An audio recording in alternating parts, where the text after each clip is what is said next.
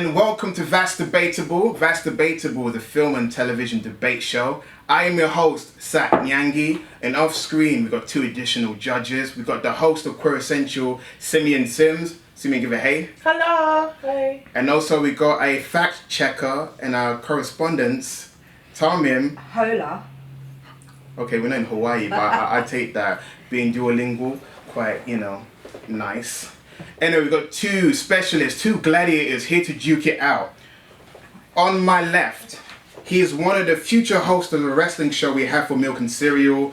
He is Raynham's very own Sam Puncher. That is his government name. I just recently found out after 10 years of friendship. And now on my right, he is known for his absurdist comedy on his 36.5k Instagram following. He's slightly Insta famous. If you saw him in Carnival, he is Chocolate Superman, aka K the Coolest.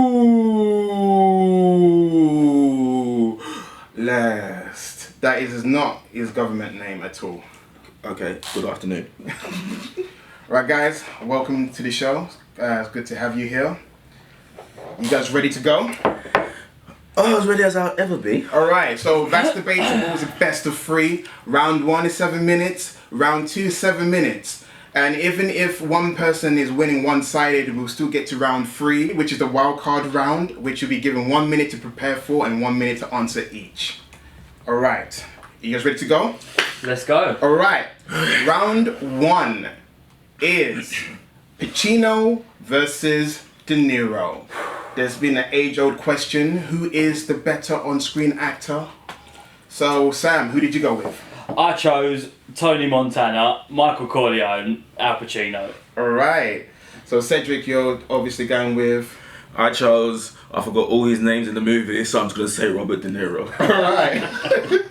Okay, since we're gonna start with alphabetical order, I'm gonna start with you. Okay. I'm gonna flip a coin. Oh my goodness. No pressure. So just right in there. Just straight in opening. Who you got? Yeah. So why you're picking Robert De Niro? Okay. All right. Let's start off by saying this, guys. I am a big fan of both. Okay. I picked Robert De Niro. Okay. I've got 10 main points, and all of them they say facial expressions. I've won the debate already. Should we continue? Okay, Sam, why are you going with Al Pacino? Why? No. I thought De Niro only had the one facial expression, which was the. I thought that was the one. I thought that was the De Niro expression. Yeah, that pretty much was the debate. But I guess I gotta go into it. But yeah, okay, that is one of the main points. But yeah, when I was doing a bit of search to look at both De Niro and Pacino, I was trying to see who will edge out one another. It was very, very difficult because in the beginning of their careers, both of their movie credentials were absolutely outstanding. But there was one role which took it for me in the beginning of his career, was when he portrayed a young Vito Corleone. Okay, one of my favourite movies ever, Godfather Part 2. Okay. He won an Academy Award for this one, and a fun fact on that, only him and Marlon Brando are the only actors to ever win an Academy Award portraying the same fictional character. Okay, remember that.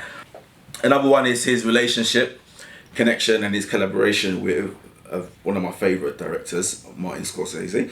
Okay, alright, so you got films like Taxi Driver, Cape Fear, Goodfellas, Casino, The Family. I'm not too sure if a lot of people enjoyed The Family, but I absolutely enjoyed that movie. Most of these movies he earned Academy Award nominations as well, showing his skills as an actor and being noticed by the Academy itself. And starred in arguably one of the greatest films ever made, Deer Hunter.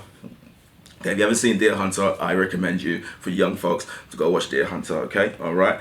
And that's where I learned Russian roulette, okay? If you don't know what Russian roulette is, just go watch Deer Hunter, just watch that scene, okay?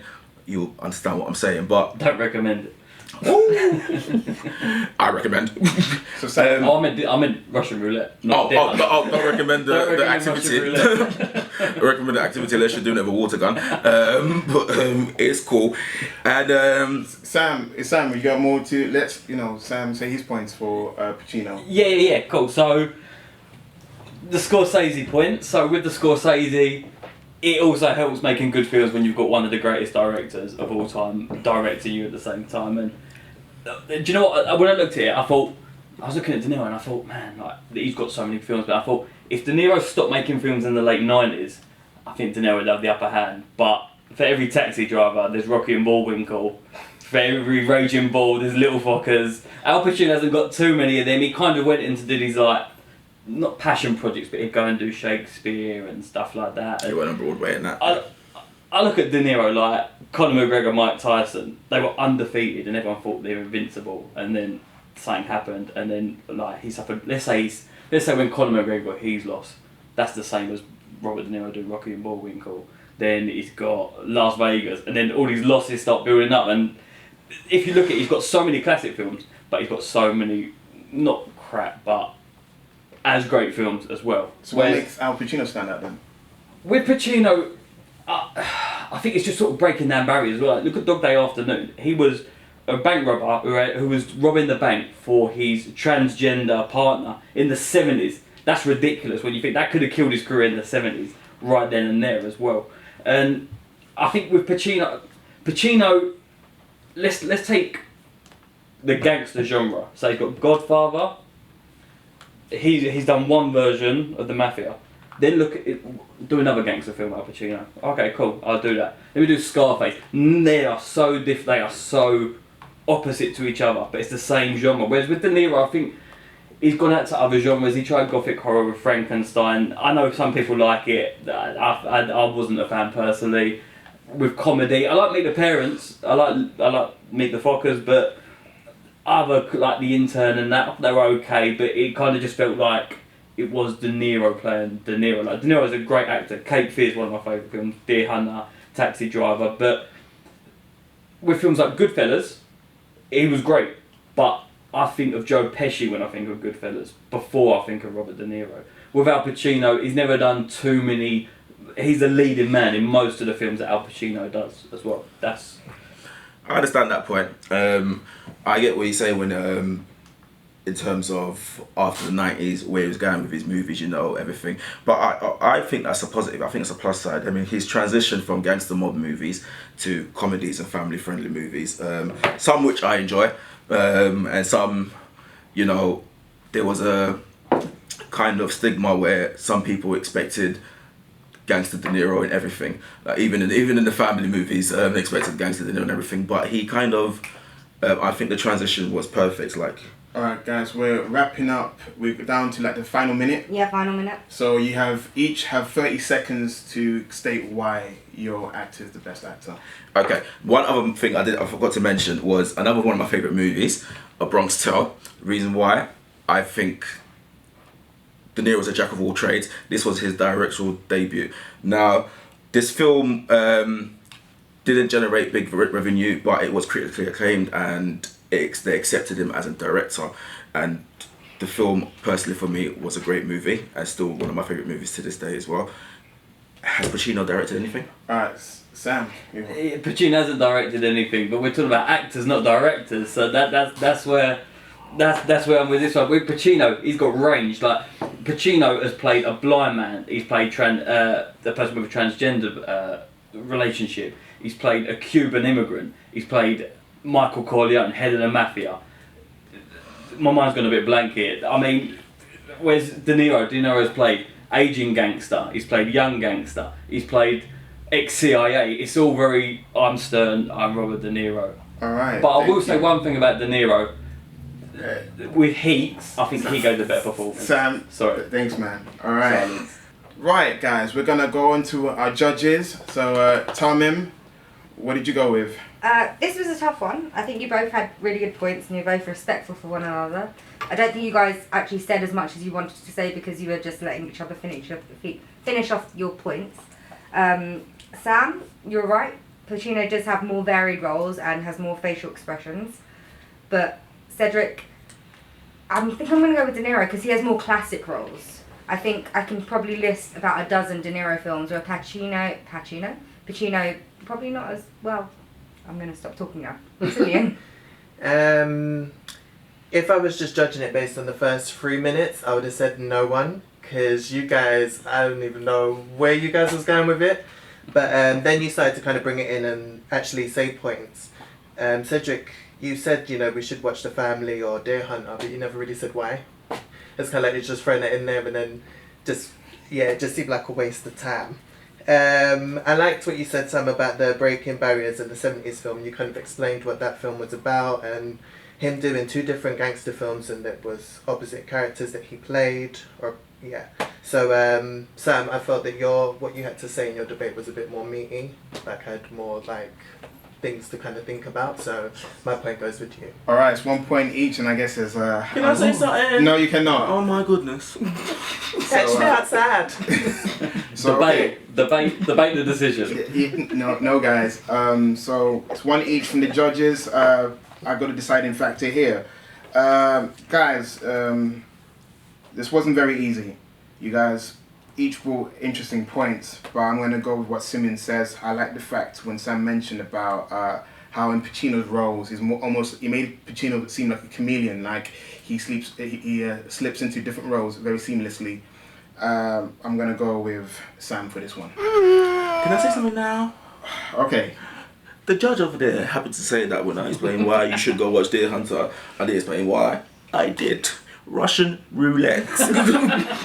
Not good enough. I just also like to say, I like to dedicate my win to Al Pacino. Without him, none of this would be possible. Jack and Jill. Burn this. I'm sorry? This must never be seen by anyone. Oh, it's too late. You had your chance. He had his chance. All right, guys. That was lovely. Okay. That's the end of round 1. We're going to go to round 2. Round 2.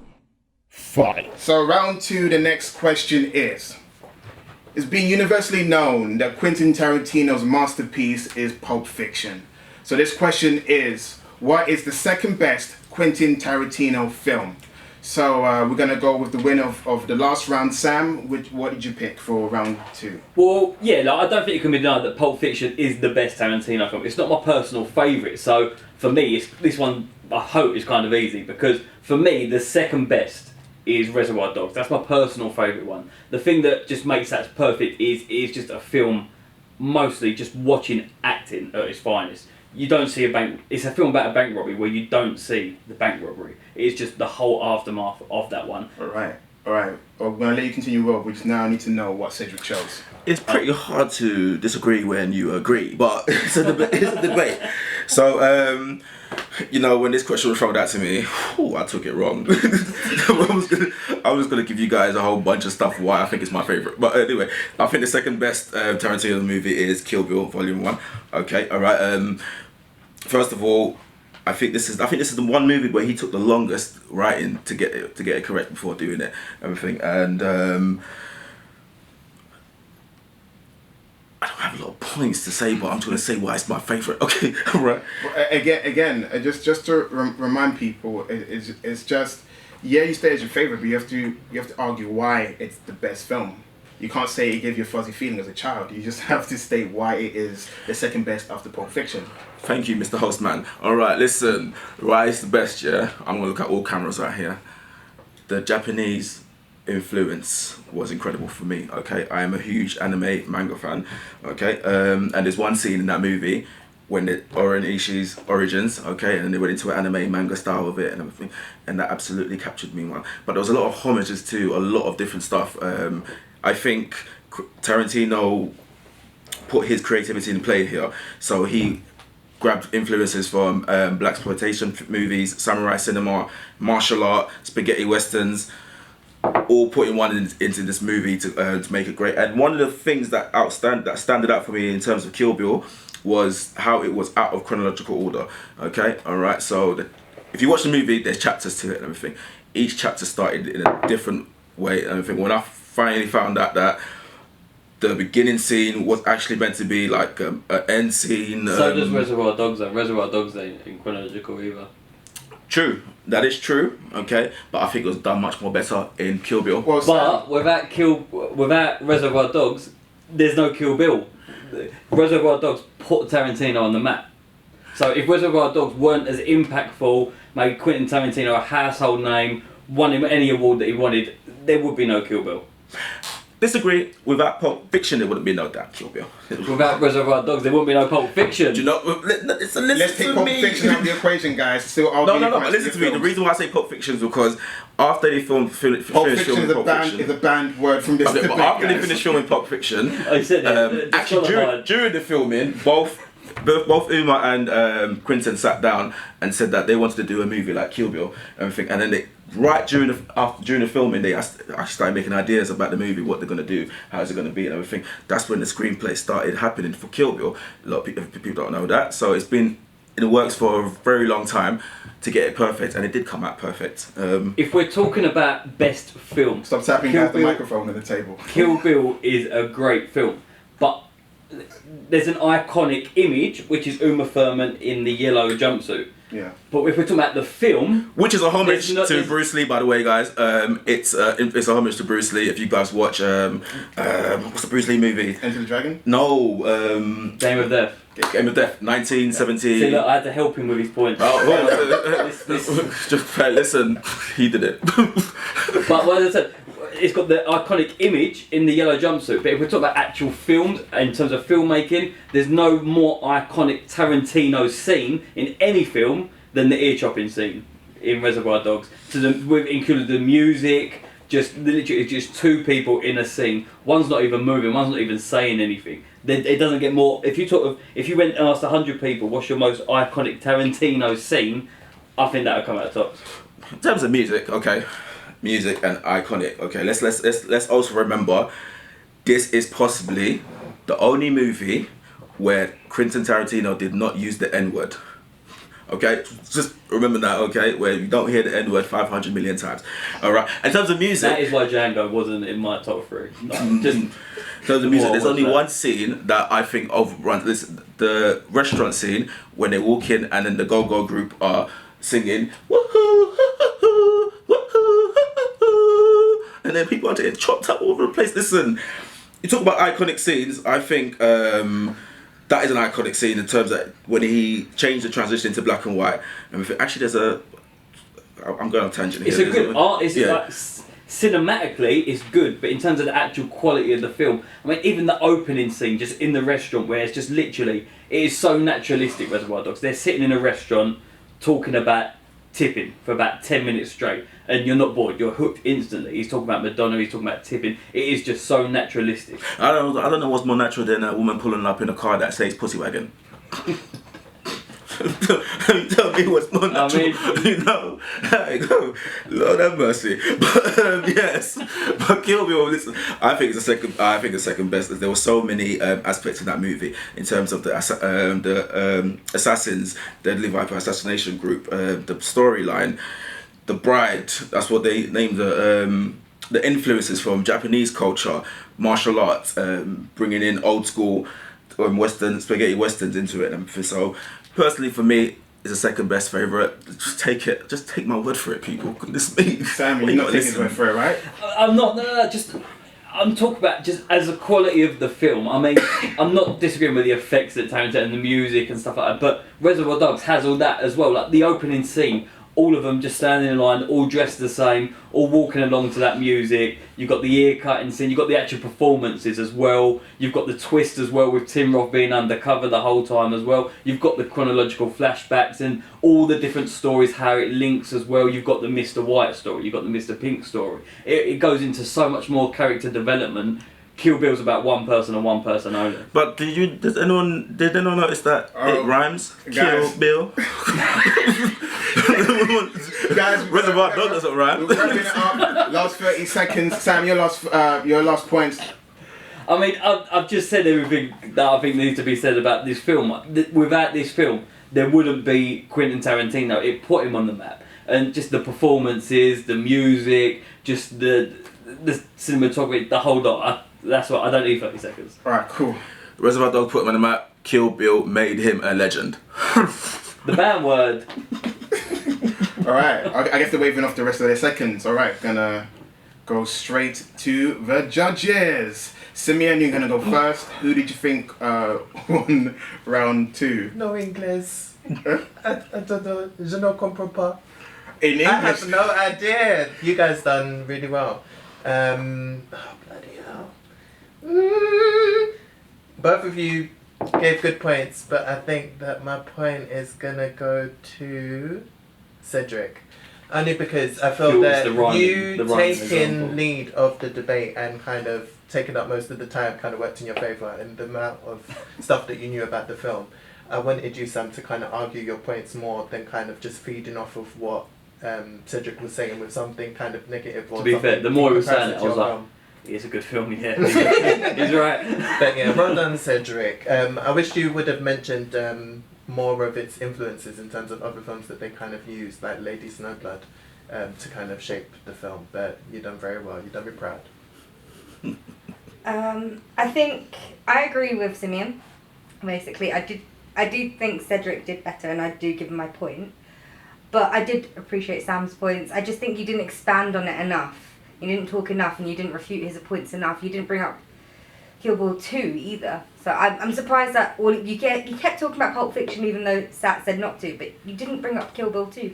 So I think you could have maybe tried to claw back some points. I like Kill Bill too. Oh, okay. I do That too. only gave him more I mean, leverage I'm in just my going to say I argument. didn't like it, but I think compared to both of these them. other filmography and Reservoir Dogs, I personally thought Reservoir Dogs was my favourite, but the more Cedric talked about the style again, I was sort I of agree. leaning towards him. All right, guys. That is so.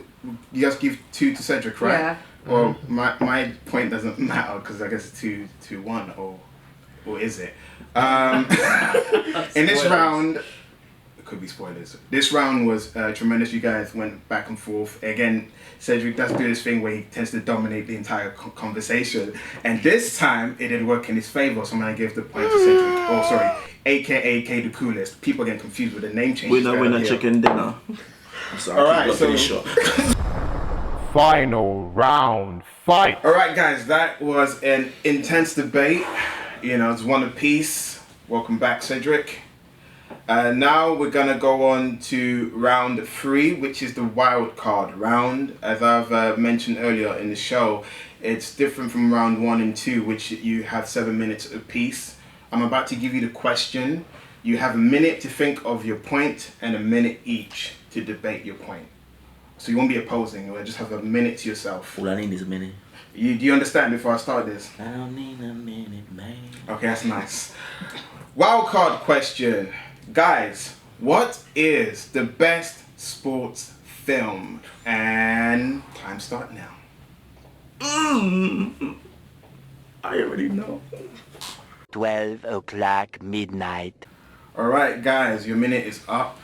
Cedric, we're going to go back to you. Okay, so Better order. alright, What so food as soon you as go you with? said that, I had about 5 films in my head, but I'm gonna pick this one because I know I can wing this one. Don't clang your cup down. I ain't gonna clang my cup down. Put this off there. I pick best sport film for me is Denzel Washington in Remember the Titans. Okay, alright, I picked that one. It's basically, I think it's based on a true story of race back in Virginia in the 60s. So basically, a football team, a high school that's very segregated, whites and blacks and everything. They bring them both together. Okay, and it's the football team that makes a change in the whole school in terms of how everyone sees each other's race, focusing on race, focusing on sexual constructs, basically. So people coming from different states, in that Virginia, they look at people that are homosexual, people that are black in a certain way and everything, and they don't accept that in the area. So this movie tackles all of that and everything, accepts everyone and everything, and it brings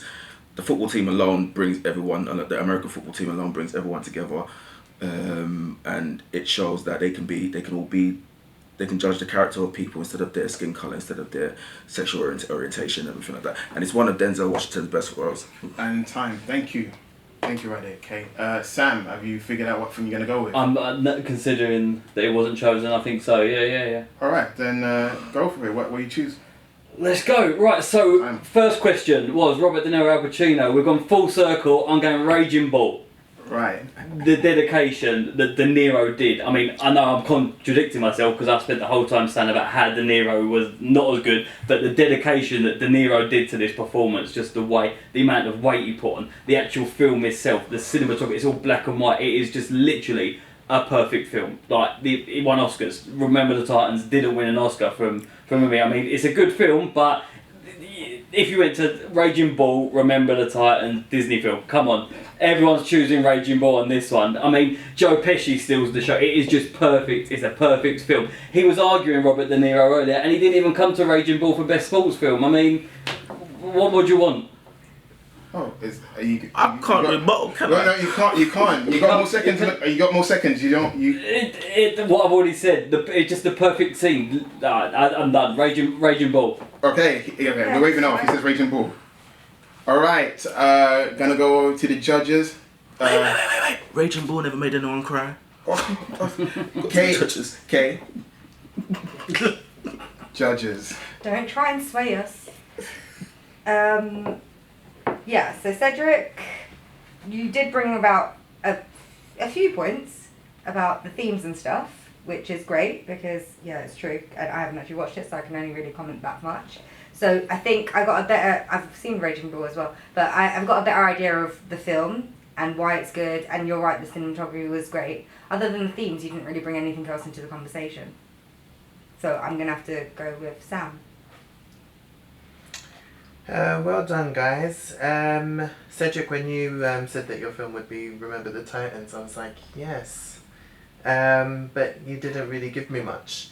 And it was very wishy-washy. And you said something that, like, oh, the film accepts everyone. Does it? Does it though? No. It's just a feel-good movie. Your really, time is isn't done. it? And then Sam, you picked Raging Bull. And in your argument, not only did you kind of kill Cedric with that segment, but you kind of killed him throughout the whole competition with, like, you kind of just took this segment and was just like, I am the winner and this is why, and my point goes to you. Right. Okay. Round 3. Cedric, you did good talking about race relations and sexuality and how the theme of the film was trying to bring everyone together. Inclusive. Make them more inclusive. Sam, you did a good job bringing up the cinematography of Raging Bull, which it's known for. It's also known for Robert De Niro's method acting as well in a role. This is quite hard to pick. I feel like my judges done better. They went for it. It's quite hard for me to go. But again, 2 points was gone to Sam. So Raging Bull wins. So Sam, you are the winner and the master debater. Cedric, you did good. I ain't shaking nobody's hand. Congratulations to the winner. Is there anything you want to say? Anything you want to... I mean, I thanked Al Pacino before. I'm going to thank Robert De Niro for pulling it out of the bag for me this time. An appeal. You have your second. Just let the winner have his moment. I mean, I've seen Remember the Titans. It's a good film, to be fair. Like, it's a tearjerker, like you said as well. It's a tearjerker. Raging Bull just gives you, Alright. Anything you want to plug before we say our goodbye? Just what you said before, the upcoming Metal Bands podcast starting early 2020. And that's pretty much the only upcoming things I have that anyone will probably care about. So, yeah, we're good. Okay, anything you want to plug? I don't like any of you people. Nah, I'm kidding. It was a great debate. A very formidable opponent. Okay. I just feel so like give you guys everything. And guys, thank you for watching That's Debatable. It was a great showing with you guys. Thank you so much. We're gonna have our socials down there. Please like, subscribe, and share. Take care, and also remember, That's Debatable is the Debaters Show on YouTube. I am K the Coolest. It's been great. I shall come back and win again. How does it feel to be the winner? I mean, debut victory, 1-0, and I've got a mug for my time as well. I mean, it doesn't get what a perfect day. Why do you think that you lost? Because the judges hate me.